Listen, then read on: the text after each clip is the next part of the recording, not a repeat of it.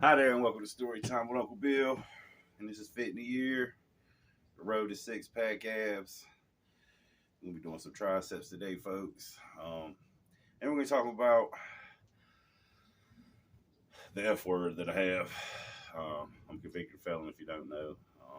In 1998, it was like August or something. I pulled into a federal checkpoint in Sarita, Texas, with a Chevy Silverado that I knew had marijuana in it, and but I never saw it. Never saw it for a second, not even 1 second. And the dog started barking, and that was the end of that.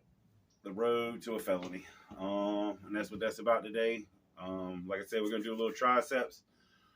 Remember, before you work out, consult your physician. Make sure you can work out. It can be more hurtful than helpful, and we never want that to happen. Make sure you're hydrated. You ate something before. Coming here well fueled and oiled. That you've warmed up a little bit.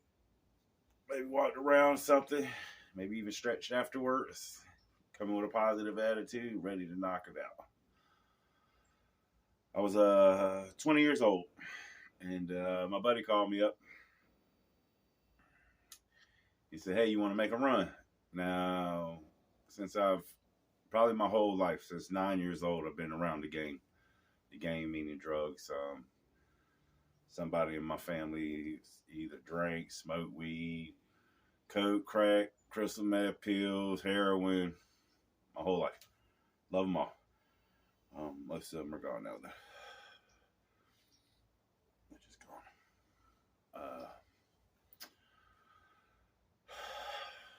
And one of the things you got to learn to do when you're in that, when you're doing stuff like that, is keep your mouth shut. You couldn't talk like this, it's open. And all this has already been talked about. I've already done the time. So if you try to dry snitch on me or any of that other shit to get time off, it'll never work. Already been convicted, so it's already over. And no, I don't have any connections. No, I'm not never gonna do no runs again. No, I don't. Nothing. You know what I want to do? Make YouTube videos, and that's it. Those days are way long gone. And I get questions all the time, though, because I'm a pretty trustworthy dude. But that's not what this is about. It's like August of '98, and somewhere around in there. And like I said, my buddy called me up and asked me if I want to do a run. I said, sure, where to? And Charlotte. First place was Charlotte. We go to Charlotte, pick up X amount of bag of some pot, pick up some pot. I had to pick up a car and drop it off. And that was it. That was my whole run. Anytime you're doing a workout, an exercise, an individual body part, like we'd be doing triceps, you want to do the first set you do, your first exercise will be the strongest one. The exercise you use the heaviest, so you can really get the most out of your muscles, and then all the exercises afterwards is putting muscle and pumping it up and keeping the pump. Which to me on the triceps is going to be the close grip bench press. Might even do a couple bench press. I got an easy curl bar up on the stand. Not really the safest thing because it's not long enough, but it fits up there, which is cool. Matter of fact, let me get a rep in right quick.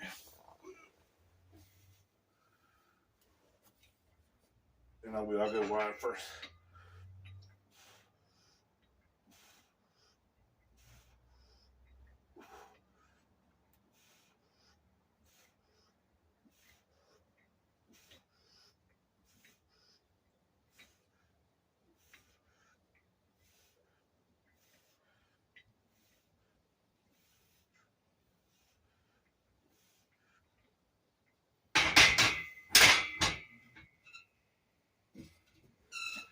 Took about 10 hours, made a couple $100 and some green. No big deal. It was a nice ride. It really was.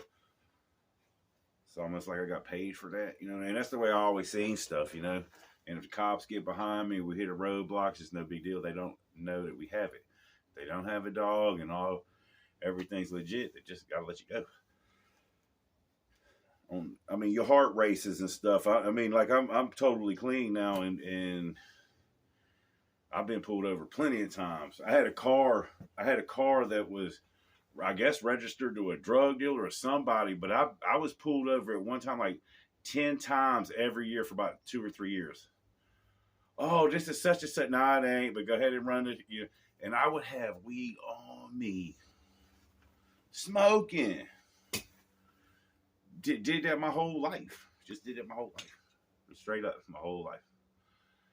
And no problems. Just none. As long as your paperwork is legit, you good.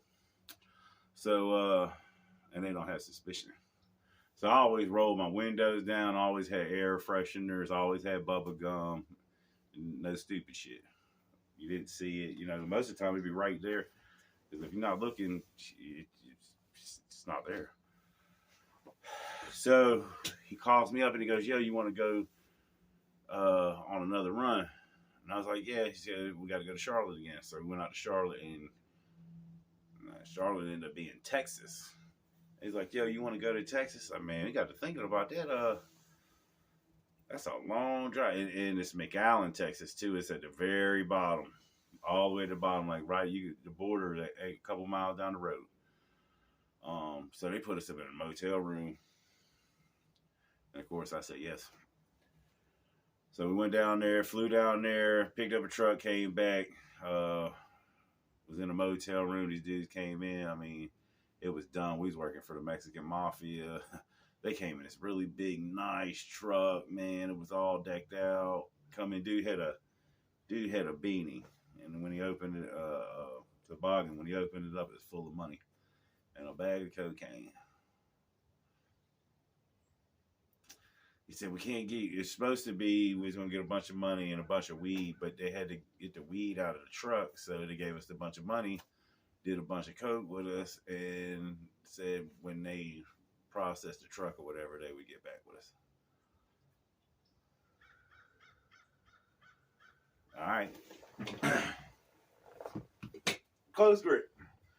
Working the triceps.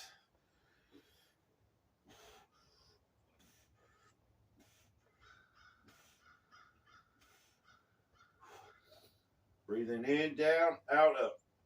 In through your nose, out through your mouth. Let me hear you.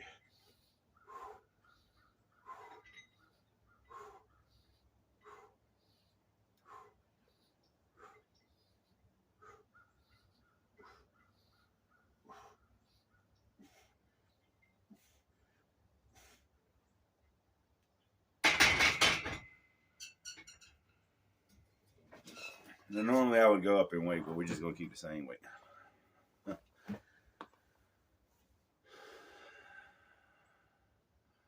We go to the mall. I come home. And I was a manager at Bojangles. It'd be like my 20th or 30th something, Bojangles. Actually, I think I was a manager in training because it was the Bojangles out in Selma, North Carolina off I-95. Busy. Man, the store was busy. And I actually had to take a couple of days off to make this Texas trip. And when I came back, I had a boatload of money. Or I had some money. I made good money. And but the big money was in the bud. You know what I mean? So we was waiting for that call. And I got that call. And he's like, hey, come over here. And my man lived in Greenville. And he's dead now. So, I mean, it don't matter. I miss that dude too. I said that like it was nothing, but it's not. Smoke boy. And he wanted to go out. He loved drinking. So we went out to the damn club, and I didn't. I'm not a drinker. And he got drunk, went over to his girlfriend's house, and I went back to his house. And of course, they showed up, and he was still at the girlfriend's house. And I was like, hey, man, we need to get a hold. I must have called him a million times. I said, we got to go. We got to go.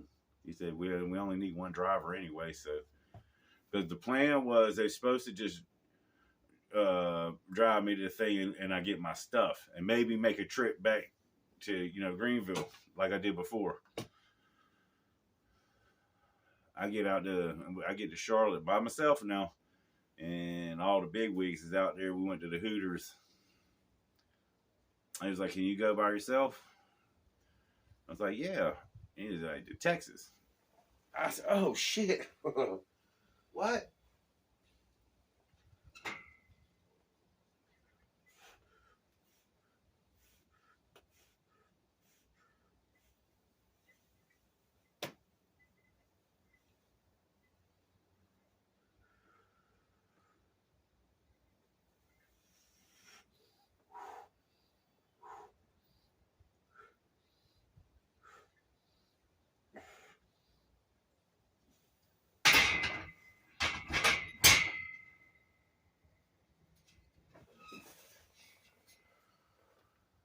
They's like, "Yeah, the truck that I had drove up there was outside." Said there's money in the floorboard and there's money in the glove box. All you got to do is go. Same place you just came from. And we just drove at least 5.5 hours. So there ain't no going back. So I said, all right, I'll do it. It's supposed to be at the bare minimum $25,000. And see, I didn't know this. If that's what we got for the last time, dude got a lot of money. Matter of fact, they went to Vegas when I went to prison. So, you know what I mean? Remember, this ain't my connection at all. Actually, my man met the Mexican mafia dudes at a Burger King because he saw they came out and they were Mexican. He's like, "Yo, orale, you got some multa?" And they did. And they hooked up like that. And now I'm the mule. And I had called my girlfriend in like Greenville, South Carolina at the time. I lived in Kinston, North Carolina with my girlfriend's parents, and that's another story. It wasn't like I was homeless or anything. I did that because her dad asked me to, and I'll tell that at another time, maybe in another place, not here. And man, I got a bad feeling. It's not gonna go right. I'm gonna get busted. We're gonna do some overhead tricep extensions. Go lightweight. You talk doing this, and she was like, "Well, don't do it." And I was like, "Man, I got all this money, this truck, and there's people waiting now." I said, "If nothing happens, I'm set, and if it does, then it was just meant to be." But we'll try to stay positive. But man, I can't shake it. I mean, it was horrible anxiety, horrible. But all I was doing and driving, and you know, mind you, right now I don't even have anything, so there really ain't nothing to be, you know, all too worried about. So I make it all the way down to McAllen, Texas. It was an easy drive, long drive. It's like 27 hours, straight driving 27 hours, and I always made it straight. I got there, got the motel room, made the call, told him to hook me up with some bud. He came over, brought me a damn quarter bag. It was so pressed, it looked like a dime. I even waited, and for real, and it cost like, I got a quarter for like $8. But they were getting the pound for 200 though. You know what I mean? So I didn't even got ripped off. Had to do the math. I looked out the door at the motel room, and the truck was gone.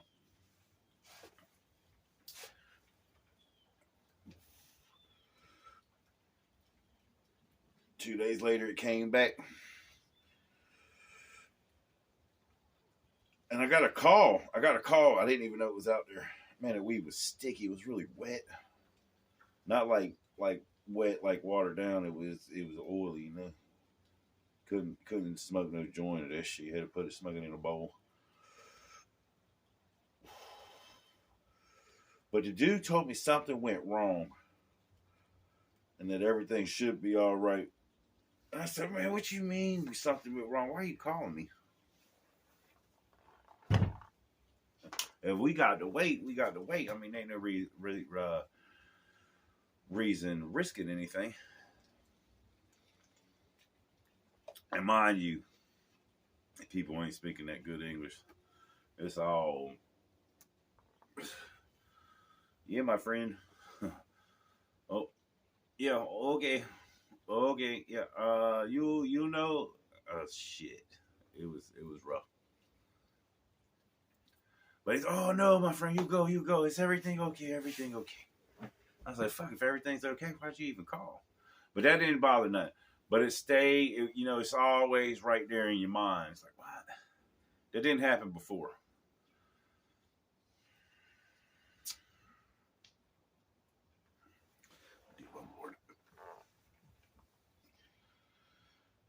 Man, like Bugs Bunny, I missed that turn at Albuquerque, folks. I didn't look at the map. I thought I would know it because the exit was only like two.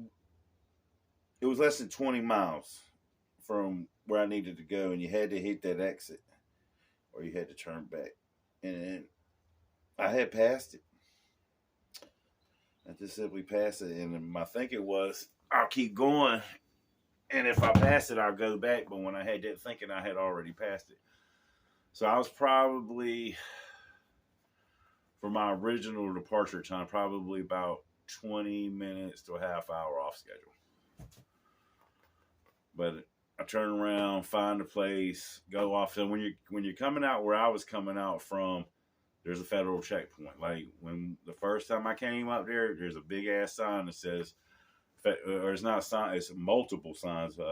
Federal checkpoint, canine on duty, customs or whatever, searches. There's all kind of these little signs, and then you see it's like a great big ass carport, and with a building on it. And I already been through it. You know what I mean? And I had a t-shirt on. I had some khaki shorts. I had a damn like a Houston Astros hat. And my story was I was going to a Houston Astros game. I knew there was a game that day. It was right around that time to get there and everything.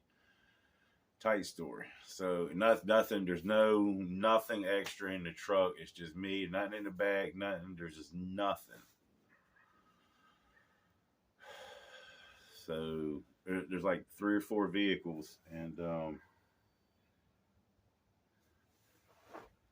gonna do some skull crushes. There's 3 or 4 vehicles in front of me, and I don't see no dog like last time. There wasn't no dog the last time, and there's just a guy. He checks your license. He walks around your truck or vehicle, looks up and underneath it, takes a look inside, and sends you on the way. That process normally takes a minute or so. There was somebody, and one guy doing that, and somebody over here. So there's 3, 2, 1. One guy in front of me, and I turn over and look, and a van pulled up. It said K9 on it. So you're going to bring it down to your skull, and don't try not to bash your head, and then bring it straight up. See, keep your elbows in close. If you ain't never did this before, just use a bar. Go real light. I don't even know if I can do it like this. Ooh, yeah, ooh, Lord, it's been a while.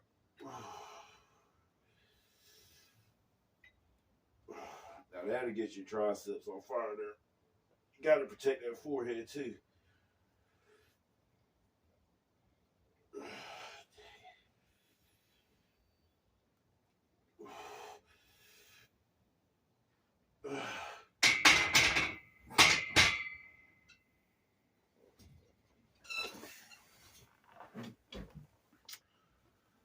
Out my peripheral, I'm not looking at the damn dog for sure,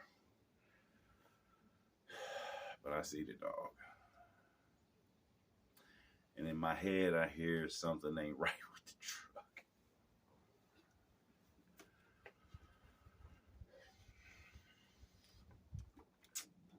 It's 20. Yeah, because in that age I'll be 21 and I'll be going to prison.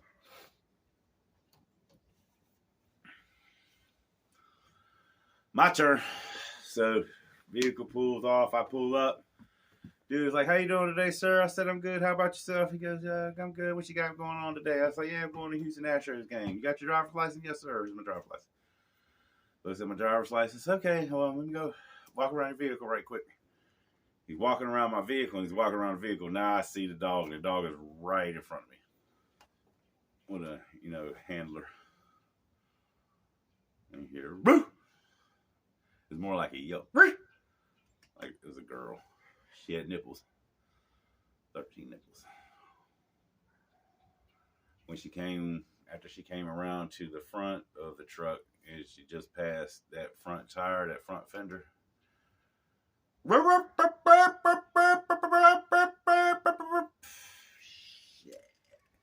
"Put your hands up." I threw my hands out the damn window, man. "Don't shoot me, don't shoot me." Because it was guns started coming out from everywhere. "Man, don't shoot. Don't shoot. I ain't got nothing. I don't know nothing. I ain't got nothing."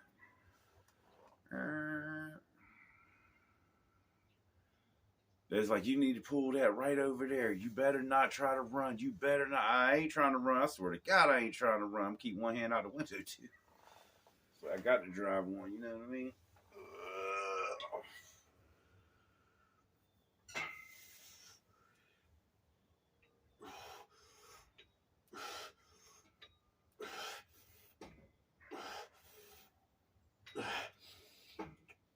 In through your nose, out through your mouth.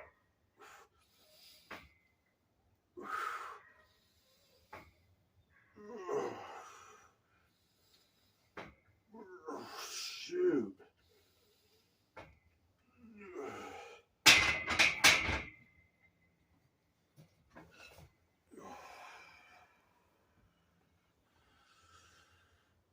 Pulled into the parking space, stuck my hands out the window again. Well, I unbuckled my seatbelt. Opened up the door, they had all these guns on me. "What's in the truck? What's in the truck?" "I know what's in the truck, man. Me. I'm getting out." They put me on a bench. Shackled me to a bench. Low bench. Next to Charles Manson.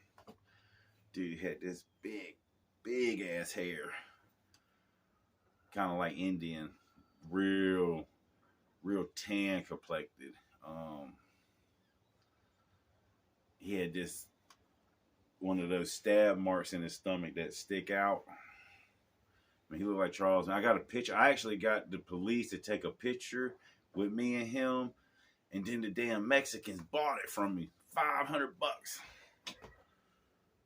There was another picture too. I got a picture with me with the weed. I got all that shit, man. I mean, if they were gonna give it to me, you know what I mean? So they put me in the book. They put me in the holding cell, the bullpen. Didn't look like a typical bullpen. It looked like a holding cell. And there was dudes all over the floor. It was like 10 guys on the floor. Now it was so cold in there that the only thing you seen was blankets. It was like cocoon in there. We'll do another set. Skull crunch.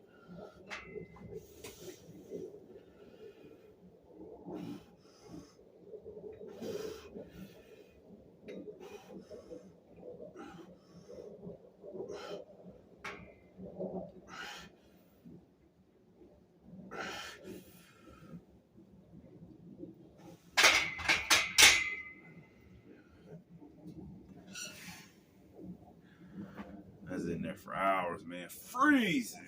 I ain't had no blanket. I was cold. And man, I told you I had on shorts. All jails are cold, man. If you plan on getting in trouble, wear a lot of clothes because they'll let you have some. Most of the time it's just like boxers and a shirt and your socks, but it's better than nothing. And it was cold in there, man. Freezing. So they came and got me, a big old detective. I mean, this dude was big, man. And Rodriguez or some shit. Garcia, it was a Spanish name. And he had to, while I was in the holding, or while I was outside shackled to the thing, and I could look outside. I was in the main building. I could look outside and I could see the truck.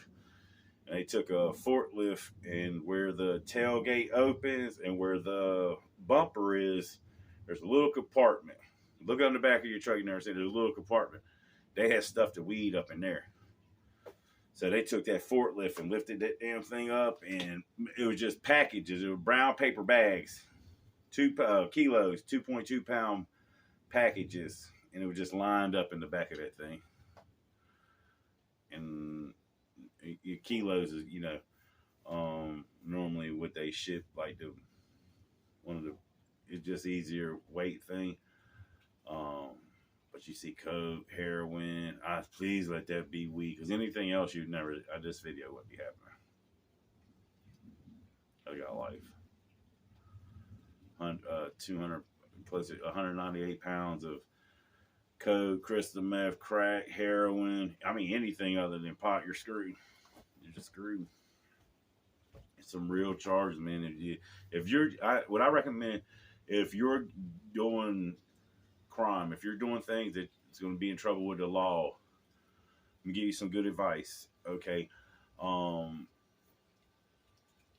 plan to go to jail. So look at what the crimes that you're doing, and look how much time you could get for it, and see if it's worth it now. Because the odds are you're probably going to get it. If you get caught, you're going to get something like that, or you have to plea deal, or you have to. And I always recommend a plea deal. That don't mean you snitch or anything. That means you take responsibility to something. I'm not talking about snitching. I'm talking about pleading. I accept responsibility to this by myself because I got caught, and if I take it to trial, normally if you take something to trial, it's 2, 3, 4. It's times something with their offering. So if it's 5 years, you're going to at least get 10. Most of the time, it could be 5 years, or it could be life. I mean, there's some real discrepancy. So it's good to get a lawyer. Remember, a person without a lawyer, a person that represents without a lawyer is a fool or something. Look into that saying. Don't ever try to represent yourself, folks. I mean, you could get a damn free lawyer if you don't have the money, and normally they're not going to try to screw you. They might not do much for you, but it's better than you going there by yourself. Trust me. It was weed. So when I walked into the detective's thing, it looked like a bookshelf, like just lined up, brown paper bags, and man, that might be a little bit too much weight. Got some 10-pounders here. All right. Straight over your head and just bring straight down like that. So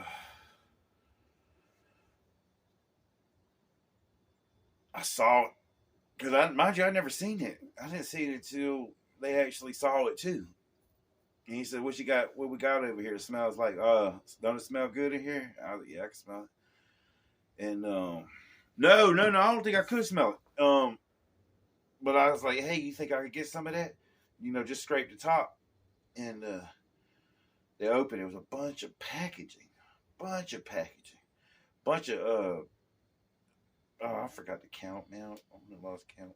Anytime, any number you do to one side, you do to the other. A number ain't really important. Just that you are equal. So if you do 10 over here, you do 10 over here. A lot of packaging. So he was like, "Look, man, I already know you ain't going to talk. Nobody ever talks, but there's a deal we can make." And he pulls out this photograph book. And and it's all the season, like money laid out, and dope laid out, and guns laid out, and shit. And he had a bunch of them. He goes, "Yeah, these are deals I made with people that's got busted, and they came in and got busted again. And go ahead and just scratch your busted off." I said, "I'm not telling on nobody." He said, "You ain't got to. I'll tell you what you got to do, though." He said, "Do you think you could get a hold of these people again?" I said, "I know I can. No problem." He goes, "Well, look, we'll seize this. You get a hold of them again. You make it," because I had told him the truth. I told him the truth. After he told what he's getting ready to tell, I told him the truth. He said, "You don't have to tell nobody. You don't have to tell on nobody. Just tell me the truth about what happens, and I'll tell you how you could get away with it. I said, all right. I went to damn, my buddy hooked me up with this Mexican guy who needed somebody to drive a truck full of weed up here. I got some money for this. I got a truck. It had some money in it. I didn't see it. I just drove the truck. The truck disappeared. It came back. Supposed to have some weed in it. I mean, I did. I told you. Miguel, Juan, Jose, Pedro, and Alejandro. He goes, okay, do you think you could get them to make you do another run? I said, I wouldn't get me to do another run, not if you could take the damn weed. I said, maybe if I go back with the weed and shit, you know what I mean? But that ain't going to sound right. He goes, yeah, but that's the only way it'll work. I said, so you telling me, and watch how I work this, folks. You telling me if I agree to go back, get the truck and some money and come back down here, so you're going to pull me over, take the money, and that'll be it. Yep. I said, I'm in. He said, we need a code name for you. I said, Smokey. He goes, okay, so this is what we're going to do. I had to make sure I get this right.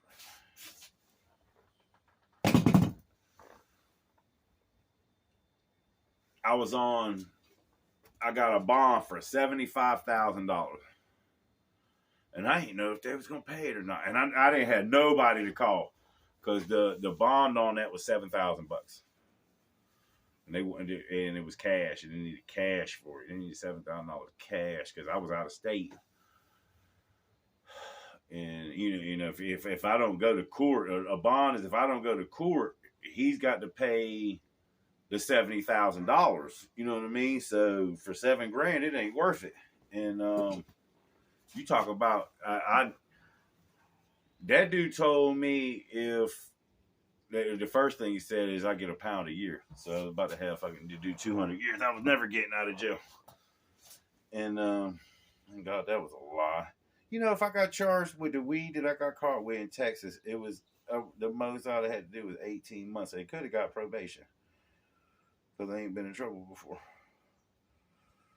Ain't that something? Feds picked it up there. But that's what we was trying to avoid because he kept telling me the feds have picked this up, man. I'm going to help you. I'm telling you got to help me. If you help me, I help you. If the feds pick it up, it's out of my hands. But I can get this charge gone. So I said, all right. So I called it. I had called my homeboy up. It was a just in case thing. And I was like, yo, man, if I ever get in trouble, I might have to call you. And the odds of even getting a hold of him were slim to zero. But I actually got a hold of him, and I gave him the number to the Mexicans, and he called the Mexicans. And 2 days later, and I'm thinking I'm just not getting out of here. Plus, I'm already thinking that I'm going to get £1 a year. Because I done call my mom up and said, look, I'm about to get 200 years. I don't think I can do them all. You know, and crying, man, like it's over. And then meeting some dudes in there, and they was like, nah, man, you can't even get more than a couple months for that. Really, that ain't even shit. What? No, man, that's how they did. Cause yeah, you don't even know nothing. You in Texas, man. You know, they rough, but it's weed. You just got busted with weed, man. And I was like, oh, what? If you don't know, now you know. And I ain't cooperated at all. They did give me out. They bonded me out. The bondsman actually, they gave him some extra money, so he came and took me to a motel, and the next day came and actually took me to the airport.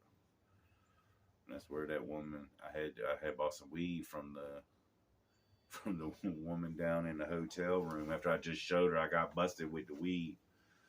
And so I bought an ounce of weed for $40. And I didn't even smoke like a gram of it really. And I actually took it to the airport thinking I was going to go in the airport and fly and thought better of it. So I threw it away, and then there was one who was like, yo, you smell like weed. And I was like, yeah, and I got a damn near a whole ounce some in this trash can. So all these trash cans look the same. There was like 20 of them. This is the airport at I think it's in Corpus Christi, Texas. I think that's where we went. Went in a small little joint too, little ass airplane. That thing was not cool. And I'm glad I called Um, doing a little cool now.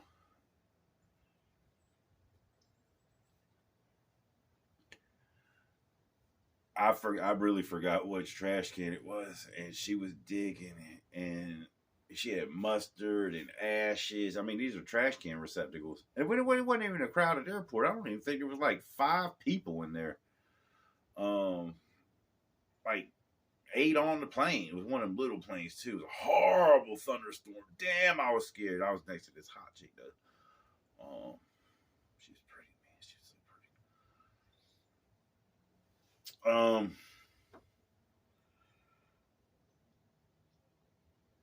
I bet that woman went through about 7 receptacles. I mean, all the way up to here in the trash can. You sure the weed? And I said, I swear to God, I'm not joking. I said, when you find the weed, it'll all be worth it. But I'm laughing, I'm laughing the whole time. I said, man, you really want that weed, don't you? Well, if you got a damn ounce of weed, who wouldn't want it? And I was agreeing, but it was at the time, it was just funny to me. And she found it too. For my humor, it could have been no more than 15 minutes. It seemed like a long time. It was a lot of trash. They should have been out there cleaning that trash up. A lot of mustard and ketchup. It wasn't no rag or anything, neither, It was hot. It was so hot.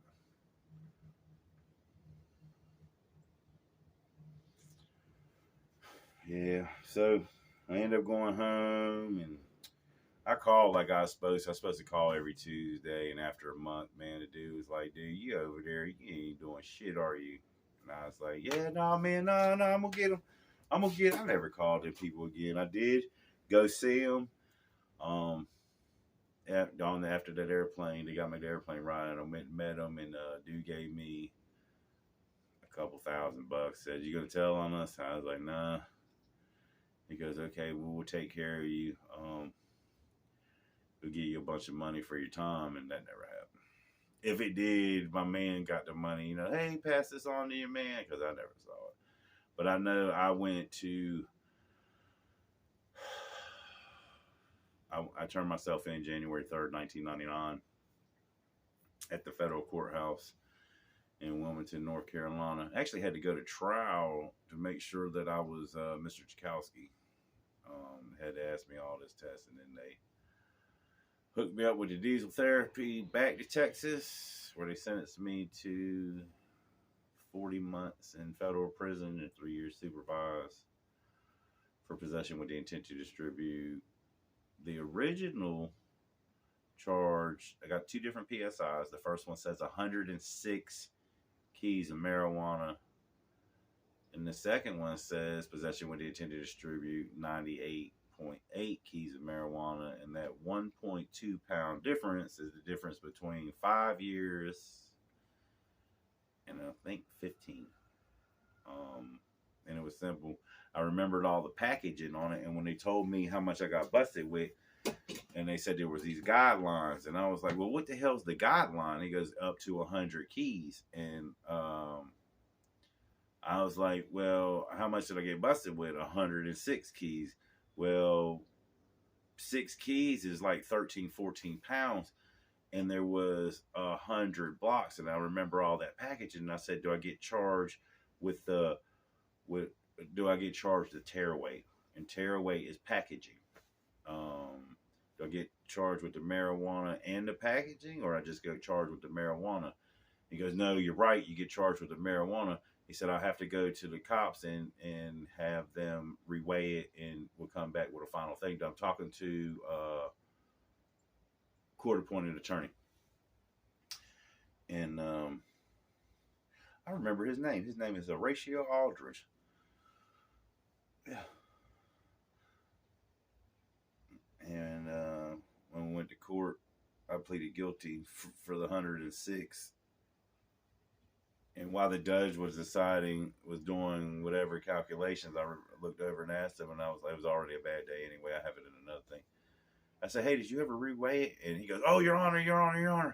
Yeah, the state did a reweigh, and it came back 98.8, which puts my client under the guideline. And this, and judge said, yeah, he already pleaded.